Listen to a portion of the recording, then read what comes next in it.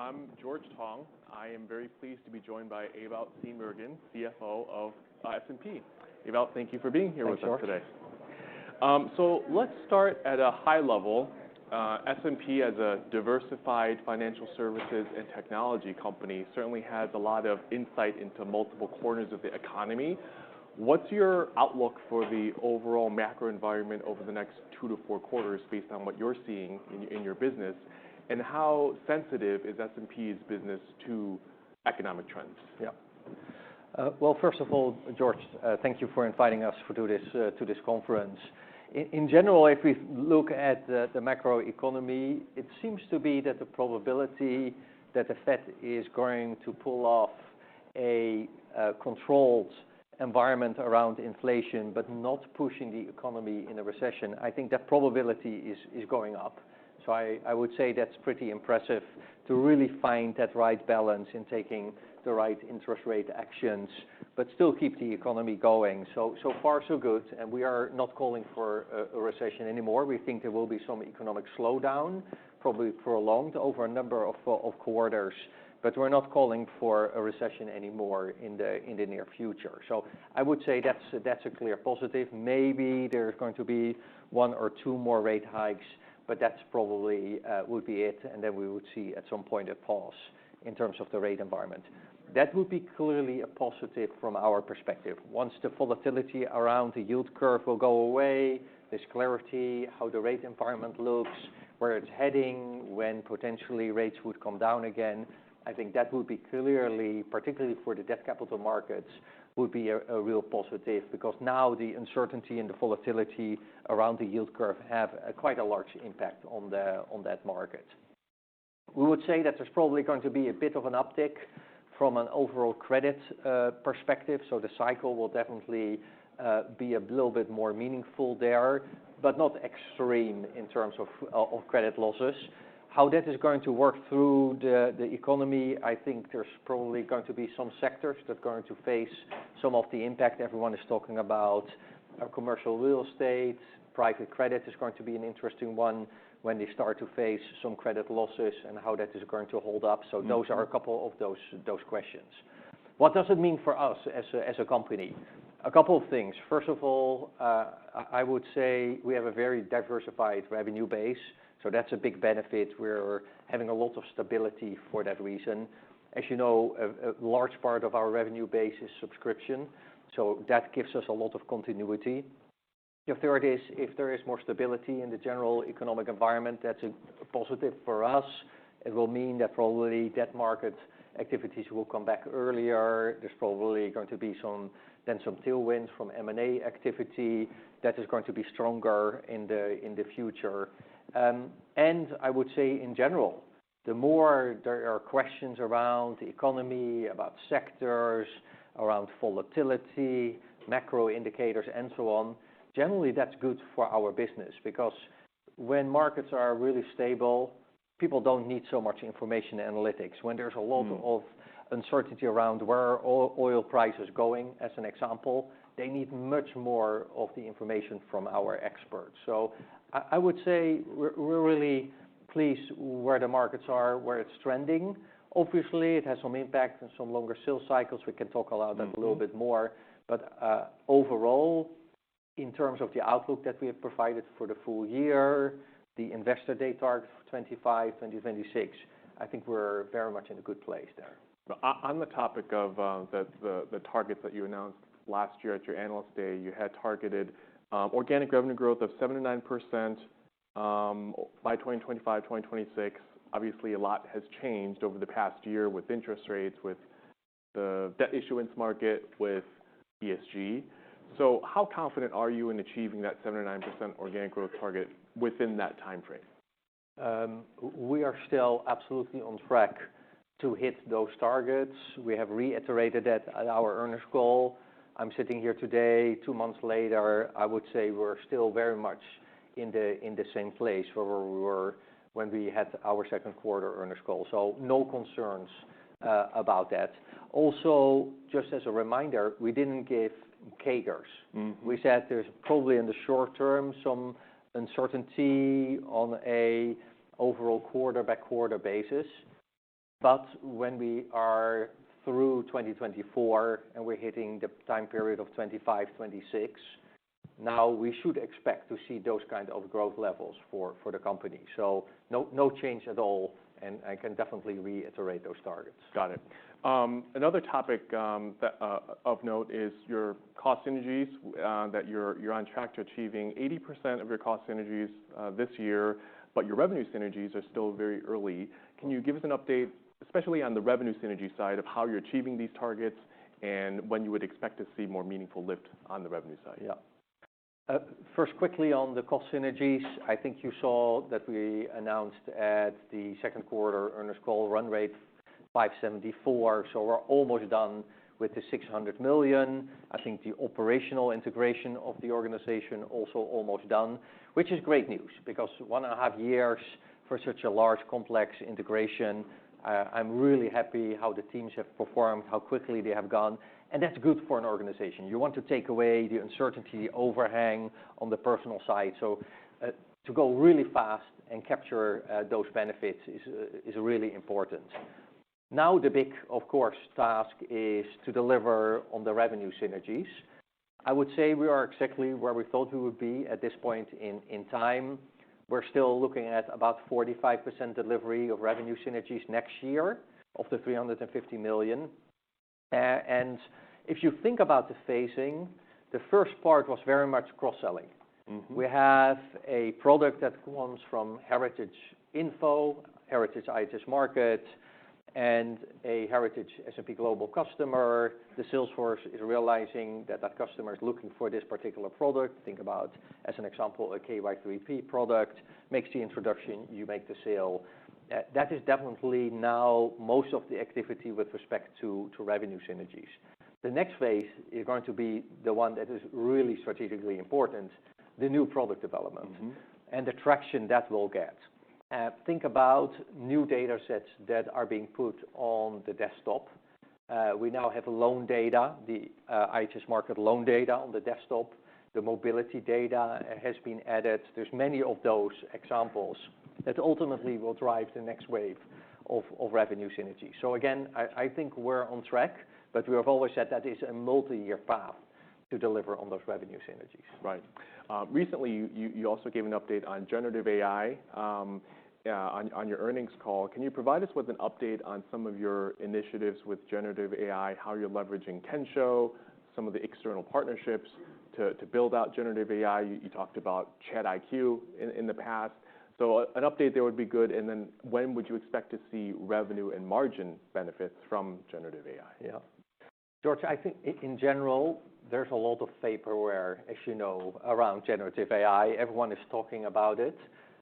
But if you ask actually who has a product developed for their customers, there are not so many examples there.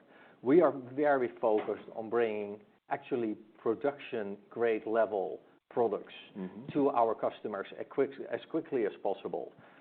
Because we believe there's a first mover advantage there. The more we can be embedded with our customers in their workflow tools, in the data sets they are using, they might now at this moment consider, should I build something myself? Should I partner with a large tech company? But if we can give them alternative number 3 is buy a Gen AI tool from us, from a trusted partner with a strong brand recognition and credibility, embedded with workflow and data tools, I think that could be a really attractive alternative, and which means that we are getting even more embedded with customers, even more difficult to get replaced in the future. So that is a really important element. Maybe we are making less noise around it in general about our plans in terms of innovation, because we're very much focused on really developing not a POC, but a real mm-hmm. production-grade kind of tool. Obviously, we're also looking at the efficiency side, because I think there's 2 large elements to us. One is what can we do for our customers? The second is just the workflow that we are having internally around unstructured data sets, structuring it, linking it, helping our internal analysts, our data scientists our data operations teams in many parts of the world, making them more efficient. We have been doing that the last 5 years with traditional AI tools. So I see this just as a continuum that we will continue to do that now with the newest Gen AI tools, and that will help with a lot of productivity and efficiency. I have no concerns about that at all. We're really good in that. We have been capturing that in the past. We will continue to capture that. But I think the commercial opportunity, that's really the attractive part, and we're focusing on it.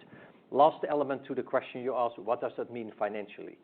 It's really hard to give you a precise answer on it today. I think actually no one can really give you an answer, but we have to go very fast in this area because I truly believe this is going to be really meaningful. This is going to be a massive shift in terms of our industry, data, tech, analytics, and we have to make sure we are going fast. And then over time, we will learn what is going to be the commercial model, how much do we make out of it, how much additional efficiencies it will bring, and we can give you updates. So it's really hard to say now, but is it going to be really meaningful? Absolutely. I'm a really deep believer of that. Great. Let's turn to the ratings business. So global debt issuance volumes since 2Q have been relatively soft if you look at volumes in the month of July and August. How comfortable are you in attaining your full-year target of 5 to 7% ratings revenue growth, which you raised with your last earnings call, based on the trends that you've seen today? Yeah, completely comfortable. I would say actually one of the reasons that we were maybe a bit prudent in some of the outlook we provided for the company and some of the businesses at the earnings call, I'm so happy that we did that. Because sitting here today, you could say, yeah, July issuance, market issuance was down a bit. We, by the way, published billed issuance for us was up 1%. That's below the 4 to 8% billed issuance for the full year. August is always slow, as we know. September started really high. Yesterday was a really busy day. Again, one day is not a trend. But if I look at these months and what we're seeing, I feel very comfortable that the guidance we have provided, we're still on track on delivering on this. Right. And as you look across the multiple corners of the debt issuance market, where do you see most opportunity for the growth? And where do you see most risk? Yeah. This year, we think particularly if you look at the mix of the different debt categories, non-financials is going to show the highest growth. And probably the largest decline is going to be in structured finance and in international public finance. That mix is actually quite good for us because non-financials were quite strong. Structured finance, it depends on which category. International public finance is a category usually from a commercial perspective is a little lower. So the mix is actually a benefit for us this year. So you could say there's always that translation from market issuance to billed to revenue. And you see actually the reverse of last year, that billed issuance is stronger than market issuance. And of course, with pricing and other elements that go into the mix, we expect that revenue growth of 5 to 7%, that's still solid growth of the ratings business for this year. Got it. Now, last year at your analyst day, you also provided a medium-term target for the ratings business of 6 to 9% growth by 2025, 2026. That does come above what the ratings business has grown historically. So what in the business has changed structurally that should enable better growth in the future compared to historically? Yeah. We're looking actually, George, at that target to be quite consistent with performance in the past. If you look at the 10 years before 2022, on average, the ratings growth was somewhere between 7 to 9%. So 6 to 9 is not so far off. I think the elements that go into the mix are still very similar. So that's good news. It's maybe a boring answer, but I think it's good news because we still think refinancing is there. The refinancing walls are very strong. We know this ultimately will come to the market and will drive new business. And then the algorithm, other elements in terms of new debt that will come to the market, pricing, other growth initiatives and ratings, all of that is still the same. So the algorithm is still there. And ultimately, over time, we will get back to that trend line, maybe 2021, 2022 were some of the exceptions. But ultimately, over time, we will get back to that trend line that we had, let's say, until 2019, 2020. Right. Now, on the flip side, there are potentially other factors that could limit medium-term growth in debt issuance, higher interest rates, for example, the growth of private credit. How do you think about those factors in achieving or impacting your medium-term growth for ratings? Yeah, it's so interesting because there's always that comment about interest rates, but everything is relative. Because would 4% interest rates, is that high? Or is it what we saw the last decade was low and actually 4 is normal if you look at from a longer historical perspective?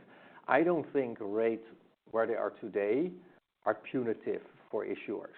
As long as the economy is strong, as long as there is good, healthy economic growth, as long as companies are therefore interested in investing in new factories, in new buildings, in new business growth, debt financing is still the most attractive form of financing, also at current interest rate levels.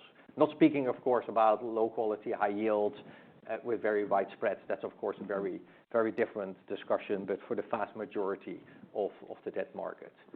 Private credit is definitely a strong trend. Last year, there was maybe, it was a little exaggerated because high yield was closed, so a lot of issuers had no other alternative than to turn to private credit. But we think this market is going to be there. We actually see it as an opportunity. Some of this debt will potentially get refinanced and come back to the public markets. We have seen some examples of that this year. We see private credit that needs to be syndicated at some point in time. There needs to be more transparency from a credit risk perspective.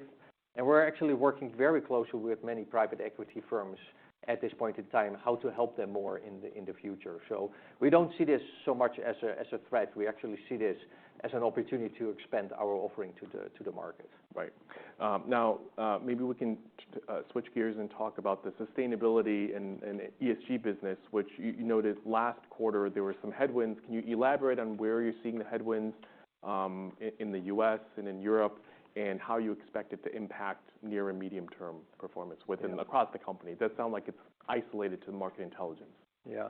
Generally, sustainability, energy transition, we're still very committed to this from a strategic perspective.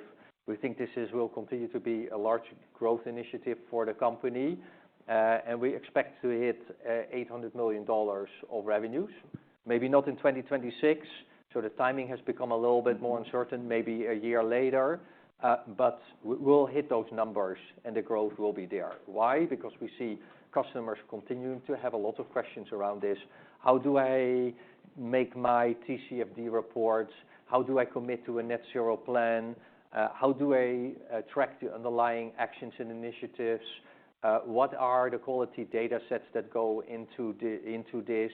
How can I get more insights in pricing of biofuels and hydrogen and carbon offsets and so on? So all of those questions are still the same. If I speak to many CFOs in many different industries, they all say, oh yeah, we need so much help in this space.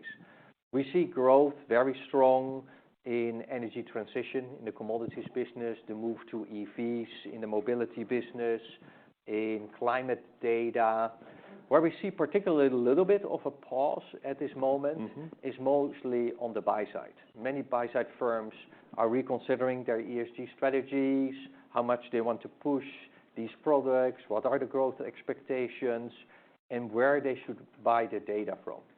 And we see many of them reconsidering buying ESG scores off the shelf of a provider or moving to a more in-house proprietary methodology. As you know, we were never the market leaders in scores. We're usually more a number 3, a runner-up. But we have a lot of ESG raw data. We know all the underlying factors under the E, the S, and the G. So actually the demand for ESG raw data is going up a lot. So yes, that is the part where there's a little bit of uncertainty, particularly driven by the regulatory and political environment. But we think actually this is temporary. And the fact that maybe scores will move to raw data purchases by customers is actually over time will be a positive for us. Now, S&P reduced its guide for market intelligence by 0.5 point 6 to 8 rather than 6.5 to 8.5 because of energy transition and sustainability. Can you talk about trends in market intelligence outside of ESG? Mm-hmm. How are the underlying trends with desktop, with enterprise spend, and the overall customer selling cycle? Yeah. I would say it was not only due to sustainability, because if we go back a quarter, we said we're trending to the low end of the range of 6.5 to 8.5% because we saw some longer sales cycles of customers. And then the incremental element was that uncertainty about sustainability at the end of the second quarter. Moreover, we wanted to have a range for market intelligence for the full year that was having sufficient prudency, that was de-risked.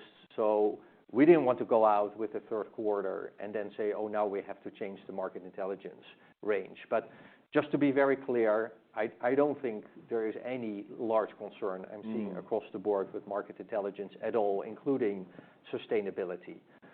Maybe to make a comment on those longer sales cycles. Why is that happening?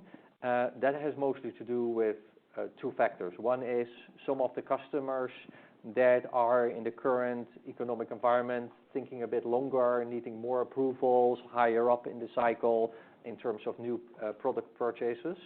The other is we're adding more and more products and features to the contracts that we're having with customers.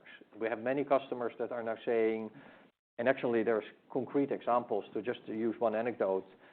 One recent customer meeting with a very large financial institution, they said to us, we have 50 plus market data providers. We would like to consolidate. Actually, here is the list. Tell us which of these providers you can replace because we like better to consolidate some of this data purchases with you. So if that's happening, obviously it's an expansion. It takes more time to have the contract negotiations. The good news is I'm particularly focused on, are those deals ultimately getting done? A long sales cycle is no problem.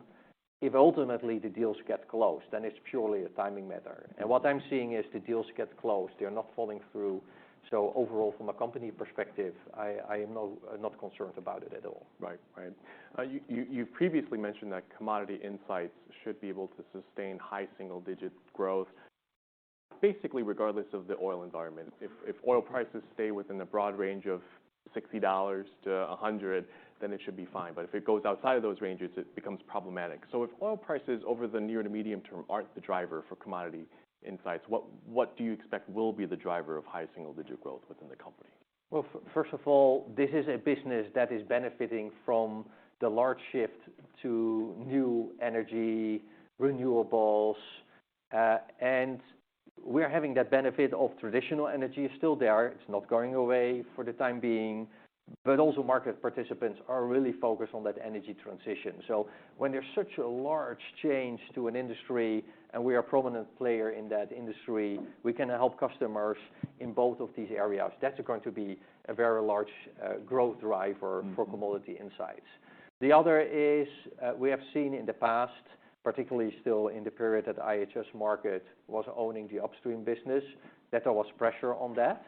We have now seen that stabilizing, and higher oil prices will help that business because then there's more exploration, there's more CapEx, and ultimately that business will see some upside. We're making a change more in that business, less of one-time sales and more to subscription. So that should also create more stability around the upstream business in the future. So I would say those are the key elements why we're so optimistic about the outlook for Commodity Insights. Right. Within your index business, you actually raised the guide incrementally for the full year due to market appreciation, some fund flows. Can you talk a bit about the trends that you're seeing there and also about the movement of customers to some of the lower priced ETFs? You've seen some negative mix from a pricing perspective. Talk a little bit about that and whether you're seeing some competitive shifts as a result. Yeah. We see healthy growth in exchange-traded derivatives. There's actually a bit of a structural change because in the past, exchange-traded derivatives, we saw the volumes going up a lot when there was a lot of market volatility. technically, actually, volatility of the fix itself, so the volatility of volatility, that was driving a lot of the exchange-traded derivative volumes. Now we have seen that generally stepping up and being at a higher level. So that's a positive. The data contracts we see continued healthy growth.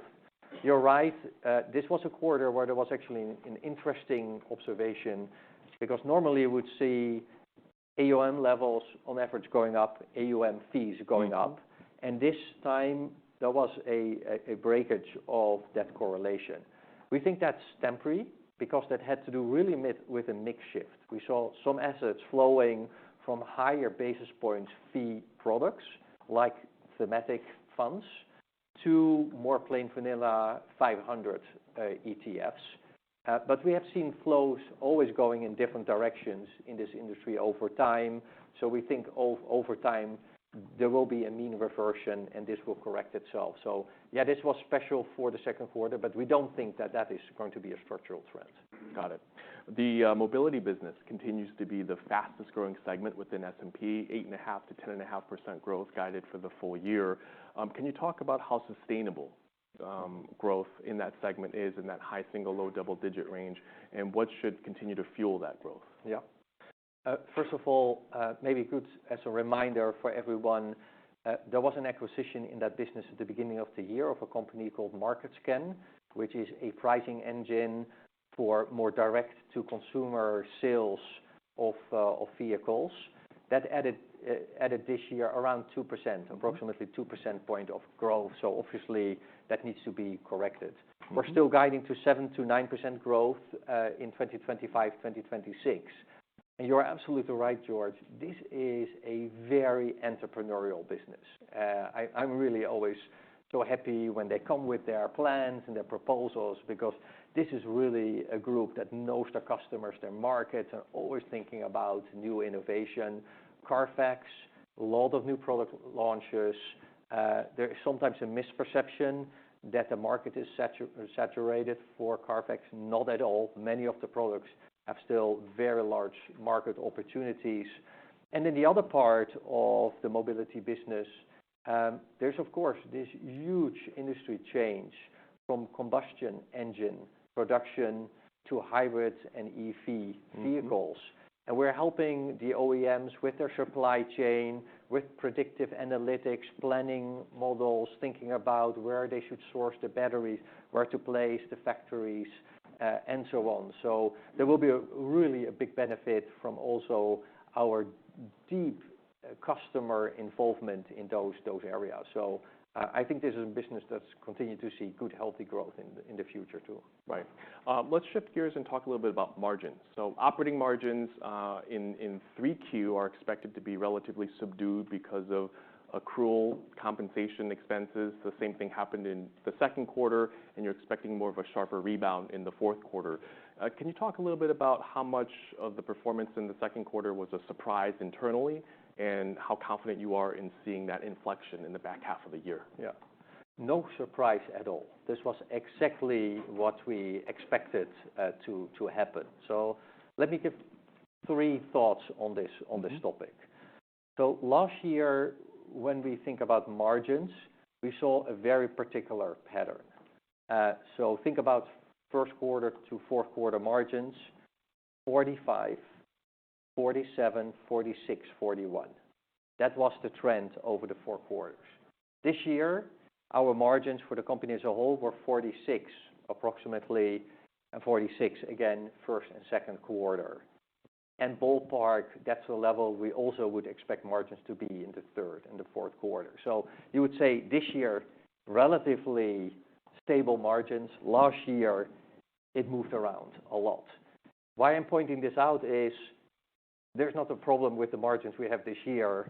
We have a very strange base from last year. And why is that the case? Because remember, we pulled back very hard on many expenses, including incentive compensation, when the markets became tougher after March of last year. I think generally we were praised a lot by preserving margins better than most of our peers. But of course, memories are short around those things.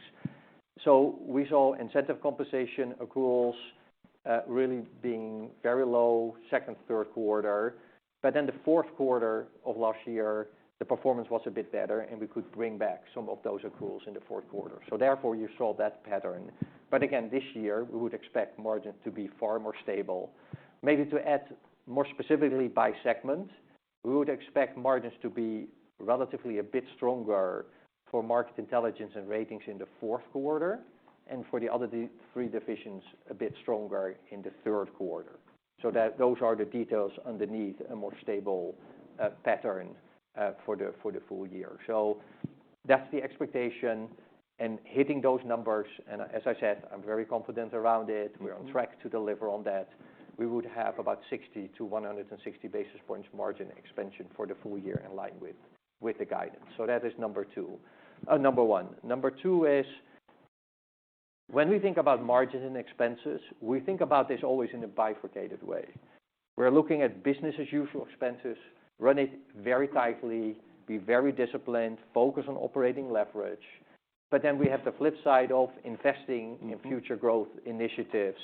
It could be cloud, it could be Gen AI, it could be our strategic initiatives. As an organization, you have to be very clear, and sometimes it's a mixed message, that you should do both at the same time. You don't want to say, oh, we were investing in growth, and therefore, so we can relax about expenses across the board. You have to run it in a very tight way, capturing really the productivity on the one hand, but then, of course, also have the mindset of investments for future growth on the other hand, and do both at the same time. This is how we have been running the company for years, and this is continuing the way how we will run the company in the future. So I really want to make sure people know that we stay very disciplined on the BAU expense perspective. And then the last comment I want to make is, if you then look at overall expense pattern, maybe over a 2-year period, so take out the noise of incentive comp, bring it down, bring it up, et cetera. Last year, our expenses were more or less flat. This year, we expect expenses for the full year to go up in a low single-digit level. So now you look at 2 years in a high inflationary environment with very low expense increase over a 2-year window. Look through all the noise from a short-term, quarter-by-quarter perspective. Obviously, why is that possible? That's because of the cost synergies and the delivery on the cost synergies. But compared to many other companies that have 2 years of high inflationary pressure, I think we have clear economic benefit coming out of that. Right. Sorry for the lengthy answer, but I think it was very good to give a lot of details around this. No, good perspectives. And then maybe perhaps lastly, around capital allocation. S&P has guided to returning 85% of free cash flow to shareholders in the form of buybacks and dividends, and the rest goes to M&A. Can you talk a little bit about your M&A strategy, which areas of the business you're most focused on with potential acquisitions? Yeah.